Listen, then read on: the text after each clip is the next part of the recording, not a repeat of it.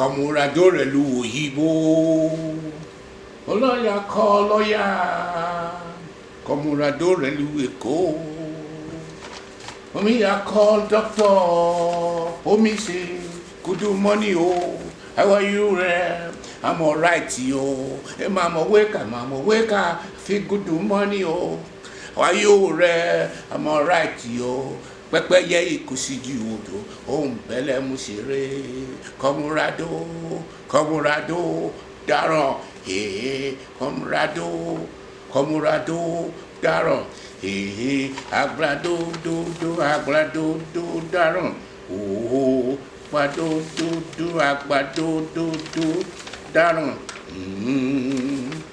So, this is the third in series of my recording. But the good thing is that I am thinking that the podcast is going to be continuously there, which is going to give you what to call an hour of my recording a week that I'm going to be putting out there. And a week ago, I did ask a young lady to help me. She was telling me through Fiverr that she can give me a nugget for the intro and outro of my recording. I talked to somebody yesterday, and what I was telling them was that I dumped all my video without no editing on the YouTube just like that. I recorded them and I just dumped them because I don't have anything to lose than to just dump them there. But I've already got a lot of tractions. A lot of people have already started viewing them, and I'm happy about that. That's my first. It's my second success because a little over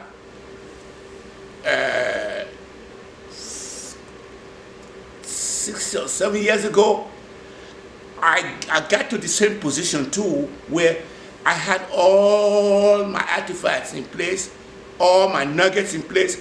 Then I had what you call a public. I did a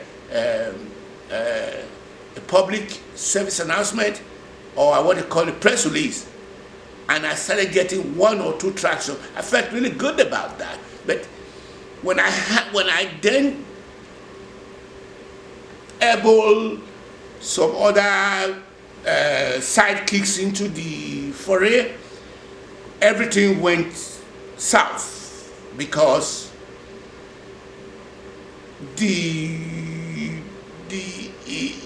as I find out, life is about do it yourself type of thing, which that is not how it's supposed to be. I was playing into it takes a village. We all do it together. Communal effort. You win and win. But a lot of people out there that you're going to be dealing with and don't have that mental state. They are so busy trying to enjoy themselves. I don't know what they mean by enjoy themselves. What are you enjoying yourself for? What is your enjoyment? Is it eating out? I mean, you go eat out, that means you're enjoying yourself. I mean, don't you have to eat? Don't you have to breathe? I mean, it's air, water, and food. That's only the things that you need in life. All the other things are all immaterial. I mean, you live in a big house. You're wasting your life.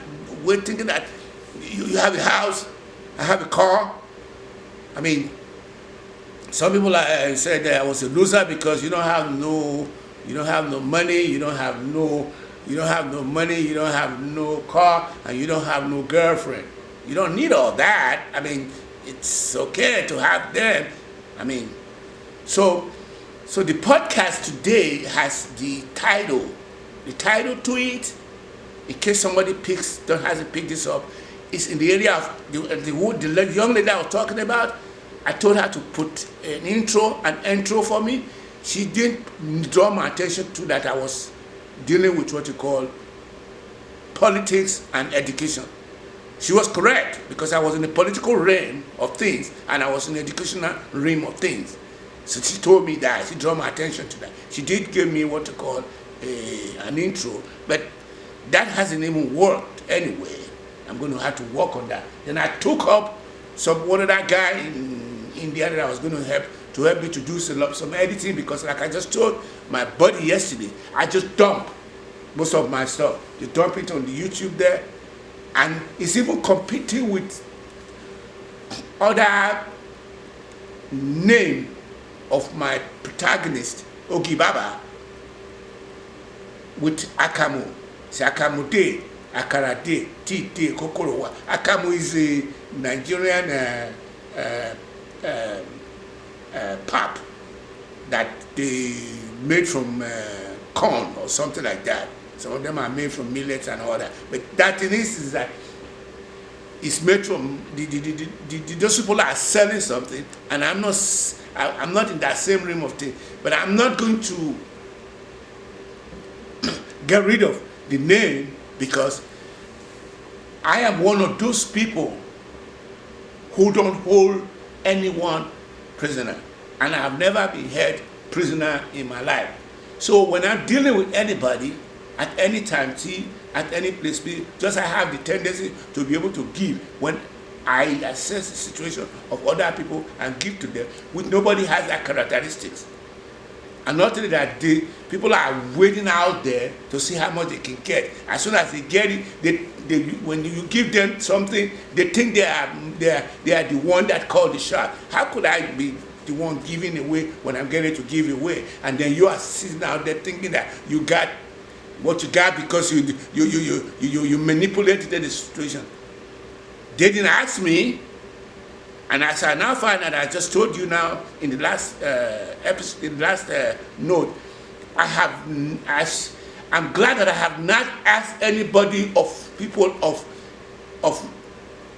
African descendants in the context of those who are from the motherland, vis-a-vis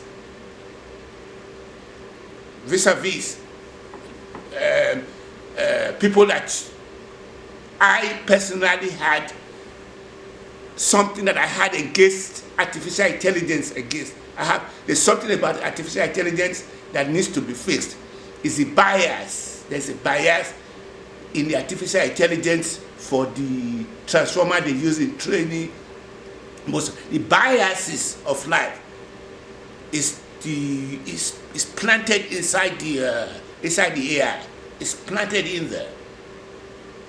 And that's the reason why they are trying to correct that, and I might have to be the one that's going to correct it. So I might be waiting for Allen to Me Too AI, which is started by the Institute owned by Allen. I think it's one of the old people who have started Microsoft.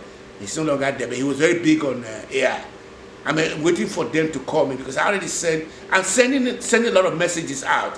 I've sent a message to, if you guys have any way to be able to reach my sister Erika Badu, please help me, because there was a time when I did know that I was working with HIV/AIDS. I wanted to help the HIV/AIDS community in Dallas here, to using technology to help them, to help to fix, to help to develop work for the HIV/AIDS charitable organizations. Then, only to learn that somebody has already done what you call like AIDS work, like they are doing in South Dallas, AIDS work by Antoine. I already knew that as I was doing that, somebody came out of nowhere and they said, Badu did raise $3 million for HIV/AIDS work. So when I did met with her relative at a mundane level, I lashed out to them, and I was trying to use them to be able to get to her. That didn't work out, because one of them was his sister's son. I don't know whether he's. I was trying to hang out with him. They call him. I don't know where he's at right now. But then I was fortunate again about a year ago where even Erica herself was in the Boss Bruce to come and order a late night dinner. And as soon as I saw her, I didn't know, I loved her because she had that sparkle of beauty about her, and I was just melting. And I was just melting to see whether I can kind of get closer to her. Then when she gave me the credit card, and I was able to match the fact that her public name was different from her private name, then I matched her and I just attacked her and told her, I'm writing a book. And she then said, what kind of book is it? I said it's going to be about, I said it's biblical.